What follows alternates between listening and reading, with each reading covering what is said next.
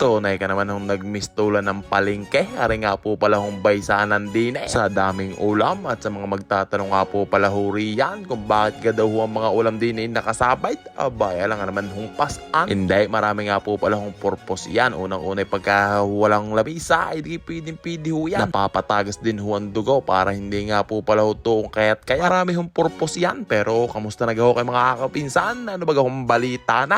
Maibahagi ko lang ho sa inyo nung kami nga po pala kamakailan nagpunta ho sa Iloilo. Nakapamasyal ho ng kaunti din at natuklasan nga po pala ho namin mga kakapinsan na ang kuryente nga po pala ho din ay more power. Tunay ka naman hong bibihirang mawala ng kuryente. Mababa ho ang singil. Napakaganda pa ho ng kanilang customer service ay napagtanto ko na napakaganda nga po pala ho ng more power kung madadala ho sa Batangas. Aba ay malaki nga po pala ho ang tulong ito sa mga small business dun sa atin. Ay malaki rin naman problema mga kakapinsan ay pagkagaho wala ang kuryente sa atin ay pagka ho nadala rito ang more power ay hindi na maapektuhan ang ating mga negosyo dito. Nagkaigi nga po sa Iloilo ay napakaganda rin ho kung madadala sa atin sa Batangas.